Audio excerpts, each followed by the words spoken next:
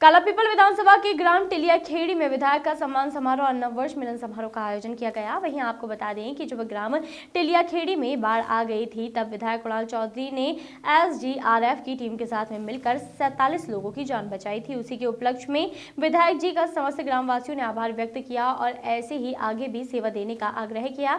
वहीं विधायक ने भी समस्त ग्रामवासियों का धन्यवाद किया और कहा कि समस्त विधानसभा मेरे परिवार का हिस्सा है और मेरे परिवार में किसी की भी जान खतरे में हो तो मैं अपनी जान की परवाह करे वगैरह आपकी जान बचाने की कोशिश करूंगा। वही विधायक ने बीजेपी सरकार पर भी जमकर निशाना साधा और कहा कि मनमोहन जी की सरकार में इनको महंगाई डायन लगती थी और आज वही महंगाई इनको विकास लग रही है। यदि यह विकास है तो फिर इनका विकास पागल हो गया है, जो कि पेट्रोल डीजल 100 रुपए पर पहुंचने को है और सोयाबीन का तेल 140 रुपए प्रति लीटर हो गया है।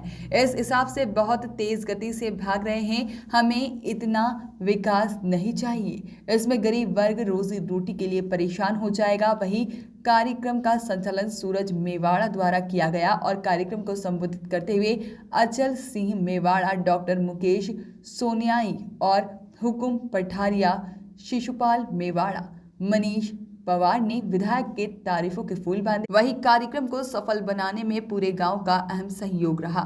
एक बात कहती हूँ, अब आपके भैया को समझाने का काम करो, उनके भी बीवी बच्चे हैं। जब मैंने भैया से ये बात बोली थी तो भैया ने एक ही बात बोली थी, वो मेरा परिवार है। तो टिलियाखेड़ी गांव में फंसे हुए बच्चे भी मेरा परिवार है, वो 49 लोग मेरा परिवार है और उन्हें बचाना मेरा कर्तव्य है। ऐसे विधायक जी हमें मिले, वो हमारा परम सौभाग्य है और मुझे यहाँ बोलने का मौका मिला, उसके लिए बहुत बहुत धन्यवाद। जय हिंद, जय भारत। था और 60-65 पेट्रोल था, तब तो साइकिल चलाते थे बहुत खतरना है। अब हवाई जहाज से नीचे भी यार लफड़ा क्या, थोड़ा देखो सही यार कि विकास थोड़ा रोक लो, इस विकास को ज्यादा हो जाए, इसको थोड़ा कम कर दो, विकास धीरे चलेगा तो भी कोई तकलीफ नहीं आएगी। तो उसने मुझे बताया एमपीबी के भैया इस बात को बड़ी गौर से और मेरे ऐसे नहीं, इसको गंभीरता से पता करना। मैं भी अभी विधानसभा में करूंगा हंगामा इसके ऊपर।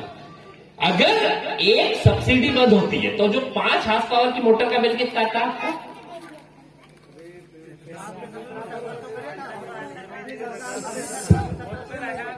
33 दिन 7,000 था, ये आएगा 60 से 62,000 रुपए एक पे। कितना? 60 से 62,000। और कहेंगे कि पहले आप भरो फिर सब्सिडी देंगे, जैसे गैस की टंकी की दे रहे हैं। कितने खाते में आती है गैस की टंकी की सब्सिडी? आती है? तो ये ध्यान रखना, ये सब ये अपने हमको अधिकार की बात है कि तुम उद्योगपतियों को तो वो कर दोगे। अगर बिजली के बिल 100 रुपए हो गए तो सबके, कोई बड़ा था छोटा था, कोई तकलीफ हो गई थी क्या? इसलिए हमने तो ये नहीं कहा था कि ये मेरी पार्टी का आदमी है तो इसका मैं कार्ड बना दूंगा तो इसी को मिलेगा। मैंने कहा जिसको बना है भैया, मेरा वो पीएसओ था इसका, तो बलवान कितना मिला था तुम्हारा? कहा गया? कितना आता था? 90-92 रुपए इसका मिला लगा। मेरे साथ घूमता रहता था, घर पे रहता ही नहीं ज्यादा, तो 90-92 रुपए मिलाता था इसका। तो सबके आते थे ना, अब सबके 2-3 गुना। तो ये हमारी रोज चीज है। आपने सरिया महंगा कर दिया, घर बनाना हो, सीमेंट महंगी कर दिया आपने, सोयाबीन। जब मेरे को याद है कि लागत 1000-1500 सोयाबीन थी, मैं भी किसान हूं, तो 4500 रुपए के आसपास मैंने सोयाबीन बेची थी। 4000 से ऊपर ही बेची थी, 4 से 4800 के बीच में। हाँ 5000, वही मैं 4 से 5000 के बीच में। तब सोयाबीन के तेल की लेने जाते थे तो क्या कीमत थी? 60 रुपए 65 रुपए। आज आपकी सोयाबीन की लागत कितनी हो गई? क्योंकि डीजल बढ़ गया, बिजली महंगी हो गई, कितने हो गई थी अभी लागत? इस बार कितनी लगी थी लागत? 2100-2200 आई। बिके कितने में थी सोयाबीन? 2500-26 में। और हुए कितने थे? 40 किलो 50 किलो 1 कुंटल, है ना? तो अब आपका लागत दुगनी हो गई, जो आधी करने की गई थी। कीमतें दुगनी करने गई थी तो आधी हो गई। और इसका तेल जो निकलता है, जो खरीदता है कोई आदमी, वो कितना हो गया? क्या भाव निकले अभी? 140। तो उद्योगपति जो हम उगा रहे हैं 4 महीने, हमारे को भाव नहीं मिल रहे। दिन रात मेहनत कर रहे हैं, मजदूरी कर रहे हैं, सब कर रहे हैं, और वो उसका सिर्फ तेल निकाल के कितना कमा ले रहा है? तो कोई गलत तो नहीं क्यों भैया? ये इन बातों को सोचो समझो। ये तो रोज हिंदू मुस्लिम और सबका इलाज इनके पास एक, ये पाकिस्तान क्या है, पाकिस्तान से कर। अरे भैया पाकिस्तान से लड़ना हो एक बार लड़ लो यार, रोज मत परेशान कर। हमने लड़े थे 2 टुकड़े कर दिए थे, और रोज थोड़ी उससे नाटक करना कि रोज दूल्हा कुश्ती करना है, एक के घर के बाहर जाओ तेरी इतने से कर दूंगा, फिर रोज जाए देंगे, फिर वापस घर आ जाए, रोज ये करना नहीं। इधर ध्यान दो, इधर किसानों पे ध्यान दो, गरीब पे ध्यान दो, मजदूर पे ध्यान दो। जैसे स्थितियां सुधरेगी। कई व्यापारी सोचते हैं किसानों का मामला, अरे भैया तुम्हारी दुकान है, ये काला पीपल वालों की दुकान आप चलाओगे कि कोई दिल्ली से आके व्यापारी चला देगा, बड़ा आदमी चला देगा? सामान तो आप ही खरीदोगे ना। गलत तो नहीं कह रहा हूं मैं। तो मेरा आग्रह है कि देश का जागृत किसान का साथ दो, समर्थन नहीं जा सकते तो भी साथ दो, समर्थन। और काला पीपल विधानसभा ने दिया, अभी लगभग 2000 ट्रैक्टर पूरे विधानसभा में पोलाय से लेकर काला पीपल तक सब लोगों ने अच्छा साथ। और मैं आपके परिवार के सदस्य के रूप में, एक किसान का बेटे के रूप में बात कर रहा हूं। और ये नहीं कि मैं इसलिए ना उसलिए, जो सच्चाई है इन बातों को करना मेरी जवाबदारी है। मैं जब तक हक और अधिकार मैंने, क्योंकि ये सोयाबीन की जो आपकी यूरिया की बात है, पिछली बार हमारी सरकार के अधिकारी ज्ञान नहीं होते, तो भैया कमलनाथ जी के साथ मीटिंग में बैठे थे, तो एक चर्चा चली कि भैया इस बार यूरिया कितना बुलाना है, कितना करना है, क्या करना है। तो मेरे को बुलाते थे, क्योंकि आपको मालूम कि मैं किसान परिवार का लड़का हूं, किसान की विधानसभा से। बोले कितनी लगेगी? मैंने साहब इस बार 3 गुना यूरिया लगेगी, क्योंकि पानी इतना गिरा है और पानी इतना है कि बेहतर गेहूं होएगा तो उसके लिए यूरिया भी ज्यादा लगेगी। तो बोले 3 गुना बुला लो। फिर जब आने लगी तो बोले अब डिस्ट्रीब्यूट करना, बांटना है, तो बोले इसकी कैसे करें? तो एक अधिकारी आया, बोले भैया 1 हेक्टेयर पे साहब 3 बोरी दो। तो कमलनाथ जी ने पूछा कुणाल क्या आइडिया है इसमें, कैसा क्या है? मैंने कहा साहब मेरे कुछ सवाल है इनसे। मैंने कहा माननीय महोदय आपको कैसे मालूम कि 1 हेक्टेयर में 3 बीघा लगे? बोला हमें साइंटिफिक है ये।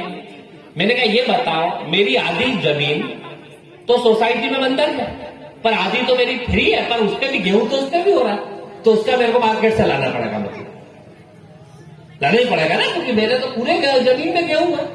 बोले बात आपकी ठीक है। तो मैंने कहा आप ये तो पहले तय कर। फिर दूसरी चीज मुझे बताओ, इस यूरिया की अचार बनती है कि सब्जी बनती है कि कुछ होता है? बोले कुछ नहीं होता। तो मैंने कहा जब अचार सब्जी बनती नहीं तो यूरिया कोई किसान अपने घर में 10 बोरी तो रखेगा नहीं, और इतना उपगन पैसा भी नहीं है कि मेरे को जरूरत 5 बोरी की और मैं 10 बोरी घर में जबरदस्ती पटक के रख लूं उसको, क्योंकि उपगन पैसा तो है नहीं किसान के पास की है। मैंने कहा आप तो सोसाइटी में इतनी रख दो कि जिसको जरूरत हो कि आज 1 बोरी की जरूरत है तो 1 मिल जाए, परसों जाए उसको 3 बोरी की जरूरत हो 3 मिल जाए। तो बोले बात ठीक थी। तो उसमें पिछली बार कोई दिक्कत आई? हमने फिर क्या था, पहले क्या था कि 45% तो बांटेंगे बाहर वाले और 55% बांटेंगे सोसाइटी वाले। मैंने कहा साहब आप ये करोगे तो बाहर का व्यापारी सोसाइटी वाले को थोड़ा माल देगा कि तू मेरी जितनी बोरी बिकवाएगा तू इधर से मत दे, और मेरी बिकेगी तो मैं तेरे को भैया 100 रुपए ज्यादा की बिकी तो 50 तेरे में 50 में, जब तो 400 की मिलती है बाहर। सोसाइटी वाले क्या कहते हैं हम नहीं दे पाएंगे, क्योंकि उसके बाद अब जब स्टाक इतना भर दिया और डर था हमारा कि तुम्हारी सीधे सस्पेंड कर दूंगा एक ने भी गड़बड़ करें। तो यूरिया की कोई कमी आई होगा बता दें। ऐसे बेटियों की शादी के सम्मेलन होते थे, पहले होते थे तो 28 देते थे, उसमें 3 आयोजन समिति को 12-15 नगद 10-12 के बर्तन। इस बार हमने उसको बढ़ा के कितने कर दिए, क्योंकि गांव के अंदर स्तर सुधरेगा तो ये देश सुधरेगा। इस देश के मूल रूप से जय जवान जय किसान का जो नारा था, और जिस प्रकार से इस देश के अंदर तरक्की होगी तो कैसे होगी कि किसान के पास पैसा आएगा, गरीब के पास आएगा, अच्छे मकान बनाएगा तो भैया सीमेंट और सरिये की दुकान भी चलेगी, अच्छी मोटरसाइकिल लेगा तो डॉक्टर साहब का शोरूम भी चल जाएगा, कोई और कार खरीदेगा तो दूसरे का शोरूम चल जाएगा, पैसा आएगा गाँव में तो सारी चीजें चलेगी, बच्चों को पढ़ने भेज देंगे। तो इस मूल भाव के साथ पर मेरा आग्रह है कि मैं अब इस सबसे ऊपर उठ के इन 3 कानूनों पे भी बात करूंगा, क्योंकि ये जब तक किसान एकत्रित नहीं होगा तब तक ठीक नहीं हो सकते। इस देश में सबसे समृद्ध और सबसे अच्छा किसान का पंजाब का, जिसकी प्रति व्यक्ति आय है 2,12,000 रुपए। कितनी है? 2,12,000 रुपए। दूसरे नंबर पे कौन सा है? हरियाणा का, जिसकी प्रति व्यक्ति आय कितनी है? 1,91,000 रुपए। और मध्य प्रदेश की प्रति व्यक्ति आय कितनी है? 51,000 रुपए। कितनी प्रति? मतलब हमसे कितनी गुना ज्यादा है वो? 4 गुना ज्यादा। तो भी इनका, और क्योंकि उनको वो जागृत किसान है, उनको मालूम है कि क्या होना है, इसलिए अब आप 26 जनवरी को देखोगे कि अगर 5 लाख ट्रैक्टर दिल्ली के अंदर घुसे, कितने? 5 लाख ट्रैक्टर। तो वो किसान किसी के लिए, वो कांग्रेस बीजेपी के लिए नहीं ला रहा, वो अपने हक और अधिकार के लिए ला रहा। हम क्या करते हैं? दलों में बढ़ने का काम करते हैं। कभी पेट्रोल पंप के मालिक होते हैं तो बीजेपी का भी रहता है, कांग्रेस का भी रहता है। ये हड़ताल करते हैं तो सब मिलकर करते हैं। ये नहीं कहते कि मैं बीजेपी का हूं तो मैं नहीं करूंगा, ये नहीं कहते कि मैं कांग्रेस का हूं तो नहीं करूंगा, ये नहीं कहते कि मैं सपा का हूं तो नहीं करूंगा। ये सब पूरी कर देते हैं। कोई भी यूनियन स्ट्राइक करती है, चाहे इंडस्ट्री के अंदर हो, तो सब कर्मचारी करते हैं। तो चाहे बीजेपी को वोट करता हो, चाहे कांग्रेस को करता हो, सब मिलकर स्ट्राइक करते हैं। पर हमेशा किसान अपने अधिकारों की बात, क्योंकि स्पष्ट है इस देश के अंदर जो मंडियां बनाई, उसका निर्माण इसलिए करा कि लोगों को भाव मिले। आप मंडियां खत्म कर दोगे, आप चंद उद्योगपति, वो जब कॉन्ट्रैक्ट फार्मिंग बड़े बड़े, और उसका हमारा कहना था, ये सरपंचों को भी मैं कहता हूं कि पंचायतों को इकट्ठे होना चाहिए। हम तो आपके अधिकारों के लिए लड़ रहे हैं। अरे भैया, कॉन्ट्रैक्ट फार्मिंग करने चलो आ जाए। पर जब आप कह रहे हो कि कोई लड़ाई होगी किसान और उसके बीच में, तो उसका निराकरण कौन करेगा? एसडीएम। अरे एक 5,000 एकड़ की अगर वो करेगा कॉन्ट्रैक्ट फार्मिंग, वो एक गरीब 5 बीघा का किसान, अब वो 5 बीघा का किसान एसडीएम के पास जाएगा तो एसडीएम उसकी सुनेगा कि उस उद्योगपति की सुनेगा जो 5,000 एकड़ की खेती कर रहा है? हम कह रहे हैं तू उद्योगपति कितना ही बढ़ा रहा है, अगर लड़ाई हो जाए तो तू हमारी पंचायत में आ जा और पंचायत फैसला करेगी।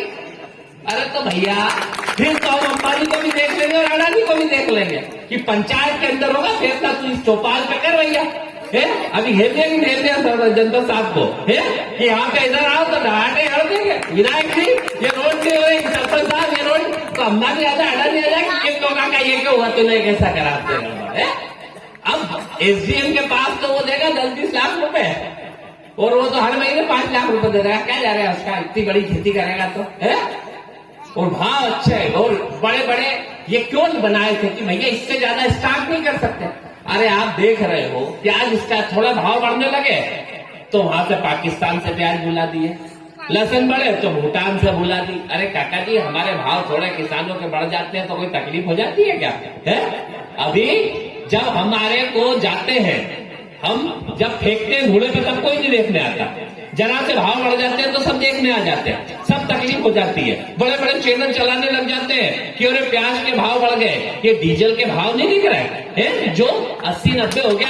हमें तो रोज लग रहा है डीजल, जनरेटर चलाना है तो ट्रैक्टर चलाना है तो बोनी करनी है तो क्या करना है, तो रोज डीजल लग रहा है, उसका भाव बढ़ा दिया। वो 30 रुपए का, अभी कितनी कीमत है उसकी? 30 रुपए के डीजल पे तुम्हें चाहिए 60 रुपए का टैक्स। और हमारी जो गेहूं की जिसकी 1925 रुपए की एमआरपी है, अभी कितने की बिक रही है? एमएसपी पे कितनी बिक रही है? अभी कितनी बिक रही है? कितना जा रहा गेहूं? 1300-1400। तो हमें भी दे दो टैक्स, 1900 रुपए के ऊपर दे दो, 2500 का है, तो हम खुशी तेरे को दे देंगे। हमें भाव चाहिए भैया, हमें भाव चाहिए, हमें अपने अधिकार चाहिए। अभी तो एक बड़ी साजिश चल रही है। आज बिजली कंपनी के लोग आए थे, बिजली के कर्मचारी, वो मुझे वो देने आए थे ज्ञापन, और वो उन्होंने दिया। क्या है भैया? बोले भैया ये जितनी भी विद्युत वितरण कंपनियां 1 रुपए में उद्योगपतियों को लीज पे दे जा रही। कितने में? 1 रुपए साल। उसका जी न्यूज का वो भी है। अब एक मेरे का इससे क्या क्या होगा? बोले एक तो हम कर्मचारियों को जो सरकारी है वो प्राइवेट हो जाएंगे, आधे कर्मचारी निकल जाएंगे। मेरे का इससे तुम्हारे से हमारे उपभोक्ताओं को क्या? बोले सब्सिडी अभी बंद करने का कहना। क्या कहना? अभी आया था ऊर्जा मंत्री का भी बयान कि किसानों की सब्सिडी खाते में देंगे। जैसे गैस वालों का नहीं बोला था कि गैस की टंकी की सब्सिडी काहे में देंगे, अब गैस की टंकी। जब भी पिछले 7-8 साल से जब हम विरोध प्रदर्शन करते थे काला पीपल में, तो इस गांव से मेरे युवा साथी हर कार्यक्रम में जाते थे, चाहे मोटरसाइकिल रैली हो, चाहे किसानों के लिए धरना प्रदर्शन हो, हर कार्यक्रम में इस गांव के सभी साथी पहुंचे हैं। मैं आज के हमारे जो अतिथि है विधायक जी के बारे में बताना चाहता हूं कि हमने पिछले 15 साल से भाजपा की सरकार देखी है और भाजपा के एमएलए भी देखे हैं। हमने हमारे मेवाड़ा समाज के एमएलए भी देखे, परमार समाज से भी देखे और खाती समाज से भी देखे। लेकिन अगर देखा जाए तो सिर्फ चुनाव के समय में ही विधायक का चेहरा दिखता था गांव में आके। मुसीबत के समय में जब बाकी के 4.5 साल में आपको कभी विधायक किसी गांव में नहीं दिखते थे, और खासतौर से टीलिया खेड़ी बोले जैसे गांव में तो कभी आते थे नहीं, क्योंकि ये उनके लिए बहुत दूर का गांव रहता था। हमारे आदरणीय विधायक जी ऐसे हैं, अगर आप रात को फोन लगाओगे, सुबह फोन लगाओगे, कभी भी किसी भी काम के लिए फोन लगाओगे तो आपका फोन उठाएंगे और संभव है आपका काम करेंगे और किसी के भेदभाव के बिना काम करते हैं। जब सरकार थी उस समय हमारे विधायक जी ने इस क्षेत्र में बहुत सारे विकास कार्य कराए हैं, चाहे वो पार्वती नदी के हो, चाहे वो गौ माता के लिए गौशाला हो। मध्य प्रदेश के अंदर अगर सबसे ज्यादा गौशालाओं का निर्माण हुआ है तो वो कालियापल विधानसभा में हुआ है। सड़क का निर्माण हुआ है तो वो कालियापल में हुआ है। इसी के साथ किसी कारणवश दोगले लोगों के कारण सरकार चली गई है, उसके बाद भी आज किसानों का जो आंदोलन चल रहा है उसमें हमारे क्षेत्र के विधायक, हमारे क्षेत्र के साथ साथ हमारे प्रदेश में भी हमारे क्षेत्र की आवाज मजबूती से हम सबके लिए लड़ रहे हैं, आंदोलन कर रहे हैं। प्रतिदिन कोई ना कोई वॉइस ऑफ राइट्स के लिए काला पीपल से दिनेश मेवाड़ा की रिपोर्ट।